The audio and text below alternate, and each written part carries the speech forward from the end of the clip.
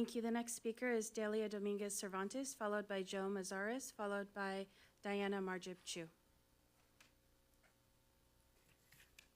I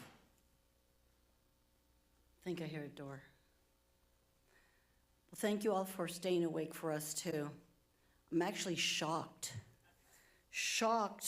that Divana showed up.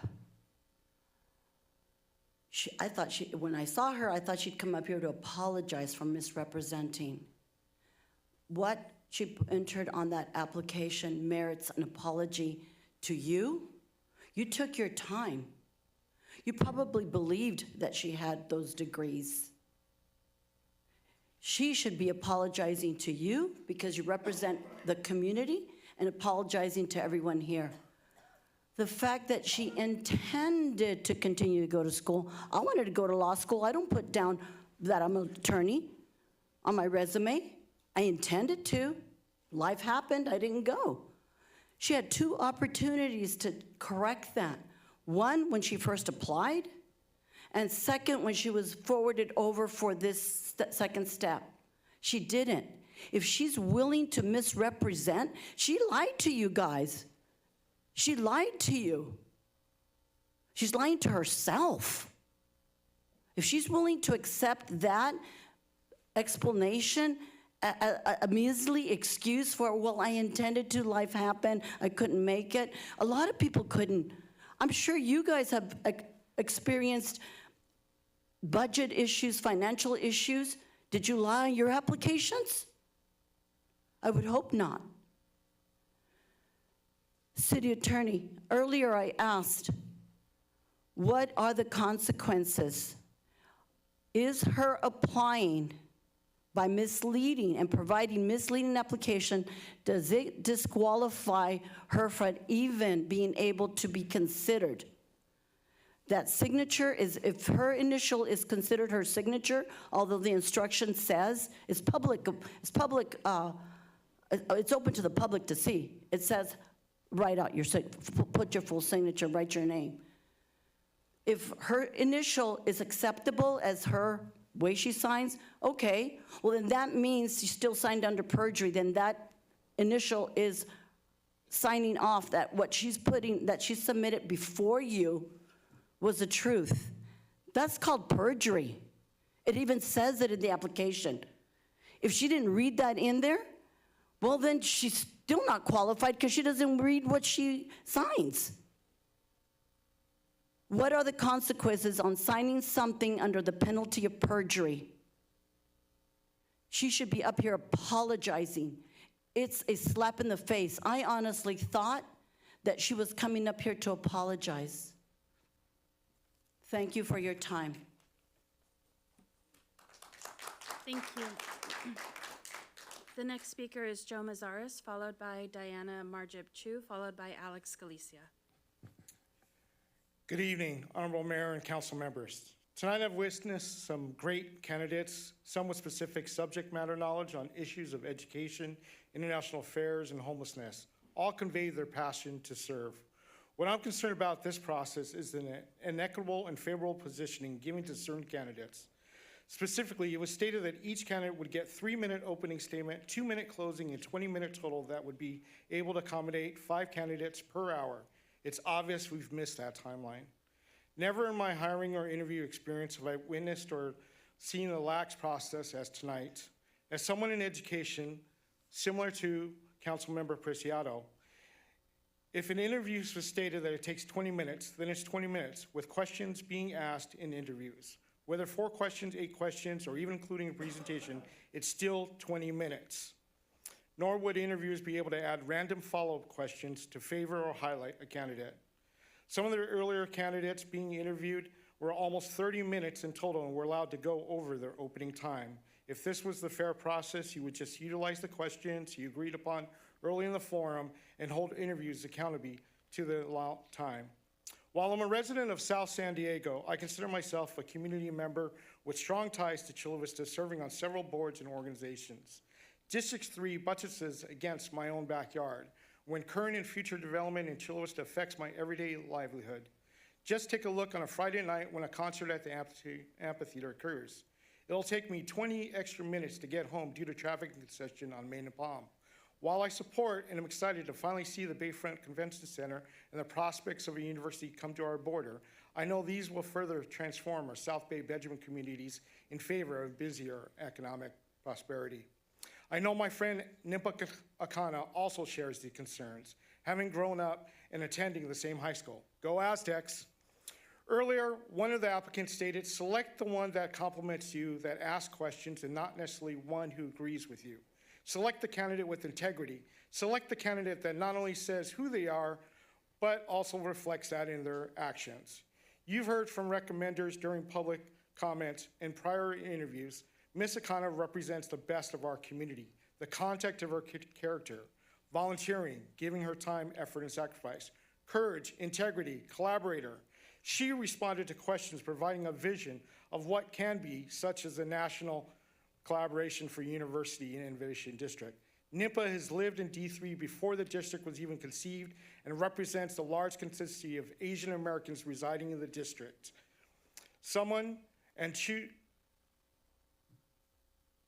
Choose someone who is purely here in limited time with agenda to serve and represent.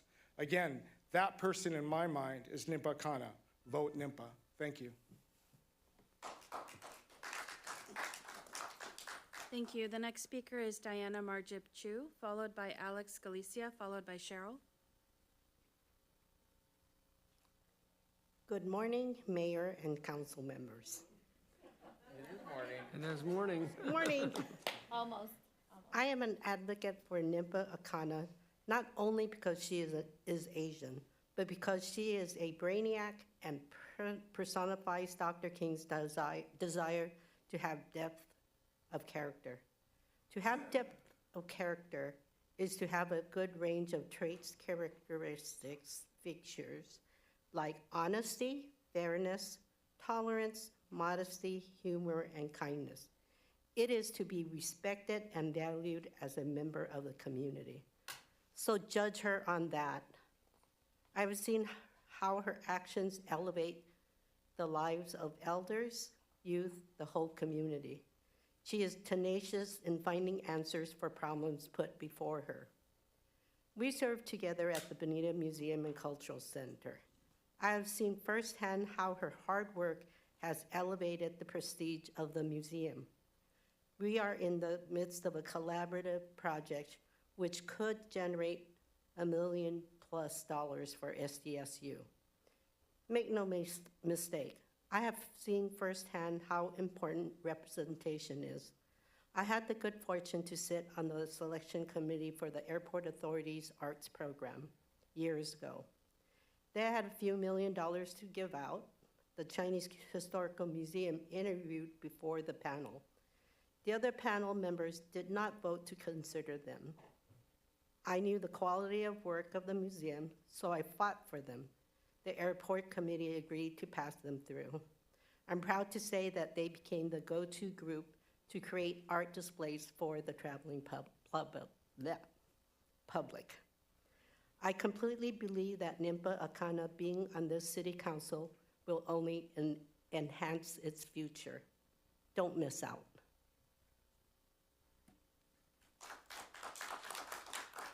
Thank you. The next speaker is Alex Galicia. Is Alex Galicia still here? Not seeing them. The final speaker is Cheryl. If there are any other individuals who wish to speak, please come see us up front here. Thank you. I just crossed out a bunch of my words, so I hope it makes sense. It seems the city's responsibility for vetting candidates is based on something different than what we as voters thought or think it should be. I don't know what the answer to vetting is, but I don't think a basic background check that many businesses routinely run would be asking too much to help us feel confident in the candidates that run through the city clerk's office. Public trust in our city leadership is important. Many speakers spoke on the concerns about Ms. Devana, and there's questions out there about whether or not that there should be action by the city for submitting an application with misleading information. If this issue is not addressed by the city and Mr. Guggen's office, what message is being sent to future candidates? Misrepresentation is okay, just don't get caught? I think the question about Devana's application not being signed with her full name but initials instead needs clarification. Was it a completed application without the full name as requested?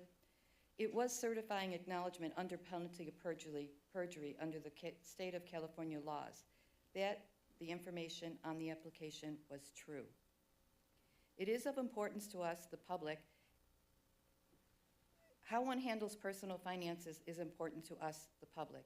If you can't handle your own money, how can we have confidence in your decisions with taxpayer money? It gives me no pleasure to bring up the following information that was sent to me by some people who decided that background checks are important earlier this evening. Public records show court judgments of a financial nature against two of the candidates, both Alonso Gonzalez and Griselda Delgado. I am keeping it general, but again, this is public information that is readily available. Griselda was also fined by the FPPC for failure to file required disclosures as an elected school board member. You can say these things don't matter, but when we, the public, have to put trust, confidence, and faith into a council member, financial responsibility matters. Accountability matters. Public trust in officials matters. And this is all information that would have come out during an election if we'd done that instead of an appointment. Asking candidates if they will complete their terms rather than leave midterm. We should maybe start asking them that. We already have enough vacancies from this past election. Do we really need another one? Please be a council that listens to the people and does what is right for Chula Vista and especially District 3. Give us a council member free of concerns and one that we can start with having trust and confidence in right from the start. There were great candidates tonight, but the best fit for D3, considering the community of interest lines that were drawn, is NIMPA Akana. You've taken on the responsibility of choosing the council representative for us instead of the voters. You have a duty and obligation to listen to the members of the community, give them someone through their eyes, not who is your friend. I've heard Miss Andrea, you seem to know all the candidates. Miss Carolina, you even had said, as you know, to Devana. Don't pick one of your friends, pick someone for the D3 district. Thank you.